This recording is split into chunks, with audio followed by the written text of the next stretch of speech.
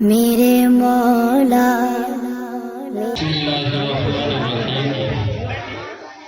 अल्हम्दुलिल्लाहि नहमदुहु व नस्तईनुहु व नस्तगफिरुहु व नु'मिनु बिही व नतवक्कलु अलैहि व नऊज़ु बिल्लाहि मिन शुरूरि अनफुसिना व मिन सय्यिआति अअमालिना मन यहदिहिल्लाहु फला मुज़िल्ल लहु व मन युज़लिल्हु फला हादिय लहु व नशहदु अन ला इलाहा इल्लल्लाहु वहदहु ला शरीका लहु व नशहदु अन्न सय्यिदना व सनदना व शफीअना व हबीबना व इमामना व मौलाना मुहम्मदन अब्दुहु व रसूलुहु व सल्लल्लाहु अलैहि व अला आलिहि व अस्हाबिहि व अज़वाजिहि व ज़ुर्रिय्यातिहि व बारक व सल्लम तस्लीमन कसीरन कसीरा अम्मा बाद अऊज़ु बिल्लाहि मिनश शैतानिर रजीम बिस्मिल्लाहिर रहमानिर रहीम। कलम जब भी उठाया मुल्क को ज़ीशान लिखा है, कलम जब भी उठाया मुल्क को ज़ीशान लिखा है, जुल्म सहकर भी हमने प्यार का पैगाम लिखा है और हमें नफरत भरी नजरों से हरदम देखने वालों, हमें नफरत भरी नजरों से हरदम देखने वालों, हमारे दिल में झांको सिर्फ हिंदुस्तान लिखा है। माशाअल्लाह माशाअल्लाह। मेरे मोहतरम बुजुर्गों, दोस्तों और अजीज साथियों, जैसा कि हम सभी को मालूम है,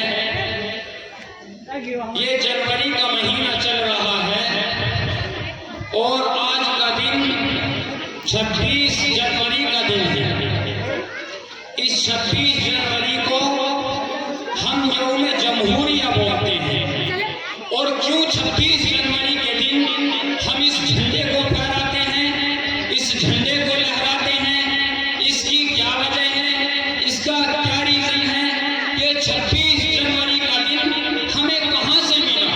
ये 26 जनवरी हमें कहां से नसीब हुई? मेरे भाइयों, ये ऐसे ही नहीं मिला कि बस यूं ही मिल गया, बल्कि ये 26 जनवरी हमको हमारे उलमाए किराम की कुर्बानियों के सदक़े में हमें मिली है। 70,000 उलमाए किराम को फांसी के फंदों पर लटकाया गया, तब जाकर ये 26 जनवरी हमें नसीब हुई है। और इस 26 जनवरी का मतलब, इसका मकसद क्या है? इसका मतलब और मकसद ये है, जब ये देश आजाद हुआ था, और देश आजाद कब हुआ था?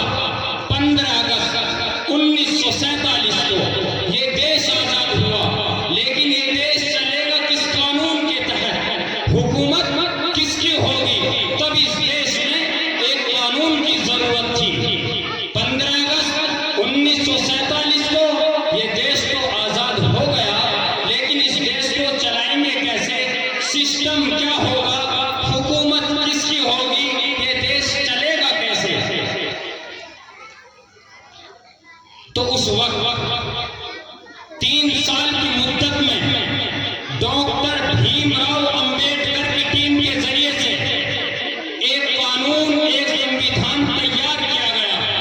उसी कानून और संविधान को 26 नवंबर 1949 को 1949 को वो कानून जो तैयार किया था, उसको एक्सेप्ट किया गया, उसको कबूल किया गया।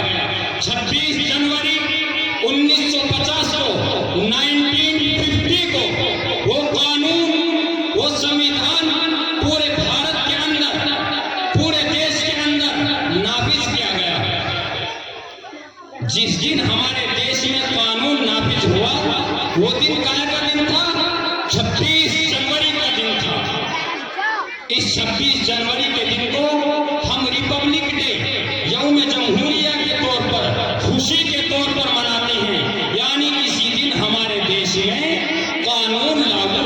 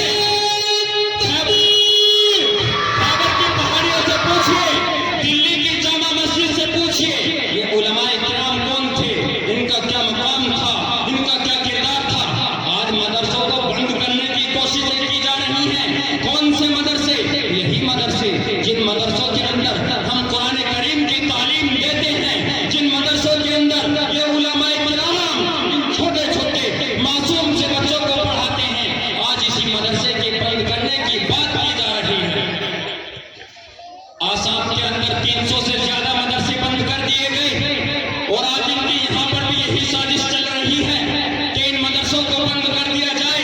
क्यों? आखिर हमें कुरान करीम के पढ़ने और पढ़ाने से क्यों रोका जा रहा है? इसकी वजह क्या है? इसका रीजन क्या है? क्या सिर्फ और सिर्फ इसकी वजह यही है कि हम कुरान पढ़ने वाले हैं, हमारा नाम मुसलमान है? क्या इसकी वजह यही है कि हमने कुरान पढ़ना शुरू कर दिया, इस वजह से मदरसों को बंद करने की कोशिशें की जा रही हैं? क्या सिर्फ और सिर्फ इसकी वजह यही है कि हम टोपी और दाढ़ी और कुर्ते वाले हैं, इस वजह से मदरसों को बंद करने की कोशिशें कर रहे हैं? याद रखो ऐ जालिमों, अगर तुमने ठान रखा है कि मदरसे हमें बंद करने हैं, किस चीज के तहत? टोपी की अदावत की बुनियाद पर, दाढ़ी की तकलीफ की बुनियाद पर, कुरान करीम की तकलीफ की बुनियाद पर अगर मदरसे को बंद करने की कोशिशें कर रहे हो और तुमने सोच रखा है, तुमने ठान रखा है कि हमें मदरसे बंद करने हैं इसी बुनियाद पर, तो कान खोल कर सुन लो, इस धरती के ऊपर सबसे ज्यादा बेखौफ कौन, सबसे ज्यादा ना डरने वाली कौन उलमाए किराम की जमात है। अगर वो किसी से डरते हैं तो सिर्फ और सिर्फ अल्लाह से डरते हैं। वो किसी से नहीं डरते हैं, ना किसी नेता से डरते हैं, ना किसी मंत्री से डरते हैं। अगर वो किसी से डरते हैं इस धरती के ऊपर तो अल्लाह की नाराजगी से डरते हैं। वो किसी से नहीं डरते हैं क्योंकि उनके दिल के अंदर कुरान बसा होता है, उनके दिल के अंदर हादिस कुरान का ज़ख़ीरा होता है, उनके दिलों के अंदर रसूलुल्लाह सल्लल्लाहु अलैहि वसल्लम की मोहब्बत होती है, वो आशिक़े रसूल होते हैं, वो किसी से नहीं डरते हैं। अगर किसी से मुकाबला करना पड़े तो वो पीछे नहीं हटते हैं।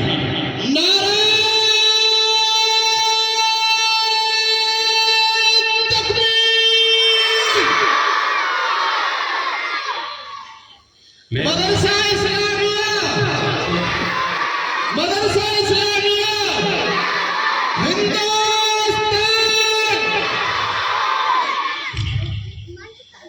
आज ये लोग, कुछ लोग कहते हैं कि इस देश के अंदर मुसलमानों का कोई हक नहीं है, कोई वजूद मुसलमानों का नहीं है, कोई चीज मुसलमानों की नहीं है। मैं पूछना चाहता हूँ उन लोगों से, क्या चीज मुसलमानों की नहीं है जो इस हिंदुस्तान के अंदर ना हो? इस हिंदुस्तान के अंदर मुसलमानों का खून लगा हुआ है। अगर आप उठाकर देखें, हिंदुस्तान के स्टेट बैंक को उठाकर देखिए, स्टेट बैंक किसका बनाया हुआ है? मीर उस्मान साहब का बनाया हुआ है। वही मीर उस्मान साहब हैं जिनकी हैदराबाद के अंदर यूनिवर्सिटी है। मीर उस्मान के नाम से उस्मानिया यूनिवर्सिटी किसकी है? मुसलमानों की है, मीर उस्मान की है। वही मीर उस्मान है जिस मीर उस्मान ने इस देश की खातिर, इस देश की बका के लिए, इस देश की हिफाजत करने के लिए 500 टन सोना दान कर दिया था कि चाहिए और देश की हिफाजत कीजिए। मैं बताना चाहता हूँ उन लोगों को, जिन लोगों को पता नहीं है, जिन लोगों को मालूम नहीं है, उन्हें पता करने की जरूरत है।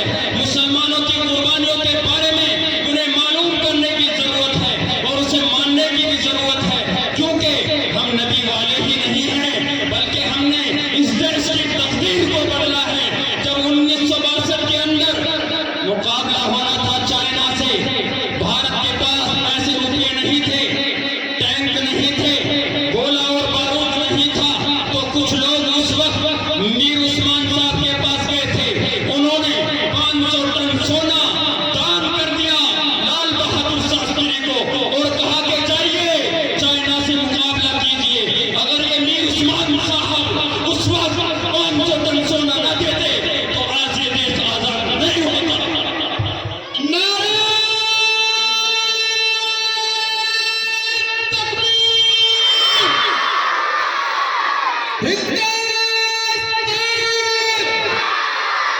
मदरसा इस्लामिया और मोहम्मद सल्लल्लाहु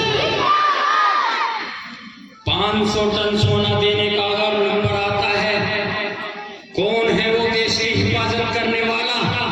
कौन है वो बहादुर? मुसलमान है, मीर उस्मान का नाम आता है।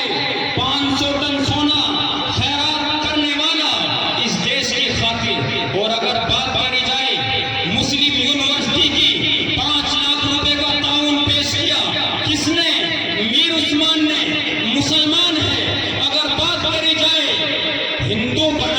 यूनिवर्सिटी की तो 10 लाख रुपए का ताउन पेश किया। किसने? मीर उस्मान का नाम आता है। कौन है? मुसलमान है। और अगर बात करी जाए इस देश की खूबसूरती की तो देखिए, उठाकर ताजमहल हमारा ही नजर आता है। ताजमहल उठाइए, खूबसूरती देखिए, हमारा ताजमहल है। और अगर बात करी जाए दिल्ली के लाल किले की, उठाकर देखिए किसका है? मुसलमानों का है। अगर बात की जाए दिल्ली की जामा मस्जिद की, किसकी है? मुसलमानों की है। अगर बात की जाए किसकी? ऊंची मीनार की, तो ऊंची मीनार किसकी है? कुतुब मीनार हमारा ही चमकता और दमकता हुआ सितारा नजर आता है। करते हैं ये लोग, क्योंकि मुसलमानों के इस हिंदुस्तान के अंदर कुछ भी नहीं है। हमारा ही सब कुछ दिया हुआ इस देश के खातिर, हमारी कुर्बानियां लगी हुई है इस देश के अंदर। अगर बात की जाए लड़ने के लिए मिसाइल की, तो सबसे ज्यादा ताकतवर मिसाइल, दुनिया का सबसे ज्यादा ताकतवर मिसाइल, दुनिया का सबसे शक्तिशाली मिसाइल बनाने वाला कौन है? एपीजे अब्दुल कलाम का नाम आता है। दुनिया का सबसे ज्यादा ताकतवर मिसाइल, शक्तिशाली मिसाइल किसने बनाया? एपीजे अब्दुल कलाम ने बनाया। कौन सा मिसाइल? अग्नि मिसाइल। अग्नि नाम है मिसाइल का। 5000 किलोमीटर मार करने वाला अग्नि मिसाइल कौन है बनाने वाला? एपीजे अब्दुल कलाम। एक नहीं, 5 तरह के मिसाइल, अग्नि भी, आकाश भी, ये भी लो, ये भी लो, ये भी लो, किसने बनाए? एपीजे अब्दुल कलाम ने, मुसलमान ने बनाए। और आज आए हैं कुछ चट्टीधारी लोग, ये चट्टीधारी लोग, ये भगवा किस्म के लोग। मैं कहना चाहता हूं हिंदुस्तान की हुकूमत के लोगों, उत्तर प्रदेश के अंदर हमारे मदरसों को बंद करने वालों, हमारे उलमाए किराम के हाथों में, हमारे उलमाए किराम के हाथों में हथकड़ी लगाने वालों, कान खोलकर सुनो और करो उन तारीखों को याद जिन तारीखों में मुसलमानों ने कुर्बानियां दी हैं, उलमाए किराम ने कुर्बानियां दी हैं। 1857 के अंदर जब जंग होनी थी, कौन था? शामली के मैदान में मौलाना कासिम नानोतवी रहमतुल्लाह अलैह थे। कहां पढ़े थे? मदरसे के अंदर पढ़े थे, इन्हीं मदरसों के अंदर पढ़े थे। अगर उस टाइम पे वो मदरसे ना होते और ये उलमाए किराम इन मदरसों के अंदर ना पढ़े होते तो आज ये देश आजाद नहीं होता। जिन मदरसों को बंद करने की आज आप बात कर रहे हो। मेरे मोहतरम बुजुर्गों, दोस्तों, अजीज साथियों, मौलाना शाह वलीउल्लाह मुहद्दिस देहलवी, मौलाना शाह अब्दुल अजीज मुहद्दिस देहलवी कहां से पढ़े थे? मदरसे के अंदर पढ़े थे। मौलाना सिंधी रहमतुल्लाह अलैह कहां से पढ़े थे? मौलाना हिफ्जुर रहमान कहां से पढ़े थे? हाफिज जामिद शहीद रहमतुल्लाह अलैह मदरसे से ही पढ़े थे। अगर ये लोग, ये उलमाए किराम मदरसों से पढ़े थे, मदरसों से पढ़कर निकले थे, अगर ये उलमाए किराम मदरसों से पढ़कर निकले थे और इन जालिम अंग्रेजों के दांत खट्टे कर सकते थे, कौन थे? सामने तोप के दहाने पर खड़े होने वाले, अपनी जानों को निछावर करने वाले, अपनी जानों का नजराना पेश करने वाले, अपनी जानों को कुर्बान करने वाले, अपने खून को इस देश की खातिर बहाने वाले कौन थे? उलमाए किराम की तादाद थी जो अंग्रेजों के सामने डट कर खड़े थे, सीना तान कर खड़े थे। और अगर आज भी इस देश को लहू की जरूरत पड़ेगी, खून की जरूरत पड़ेगी, तो अगर सबसे पहले कोई खून देने के लिए देश के खातिर तैयार होगा तो वो उलमाए किराम की जमात तैयार होगी और कोई जमात नहीं हो सकती। मेरे मोहतरम बुजुर्गों, दोस्तों, अजीज साथियों, इन उलमाए किराम की कदर कर, ये उलमाए किराम इस धरती के ऊपर उलमाए किराम की मौजूदगी हमारे लिए बाइस रहमत है, क्योंकि ये हमें कुरान पढ़कर सुनाते हैं, हमें सिखाते हैं, कुरान की तफसीर सिखाते हैं। मेरे मोहतरम बुजुर्गों और दोस्तों, अगर ये उलमाए किराम ना होते तो हमें कैसे पता चलता कि बीबी सुमैया को बीच से चीर दिया गया था? हमें कैसे पता चलता हजरत खब्बाब को आरों पर अंगारों पर लिटाकर तड़पाया गया था? हमें कैसे पता चलता हजरत अम्मार बिन यासिर की आंखें निकाल ली गई थी? हमें कैसे पता चलता? मेरे मोहतरम बुजुर्गों दोस्तों राशिद साथियों, उलमाए किराम की कदर करो। वक्त की किल्लत होने की वजह से मैं अपनी बात को यहीं ख़त्म करता हूँ, क्योंकि टाइम थोड़ा है, बच्चों की तादाद ज़्यादा है, इस वजह से मैं अपनी तकरीर का आगाज़ ख़त्म यहीं करता हूँ। मेरे मोहतरम बुजुर्गों दोस्तों अज़ीज़ों, और मैं फिर कहता चलूँ, कलम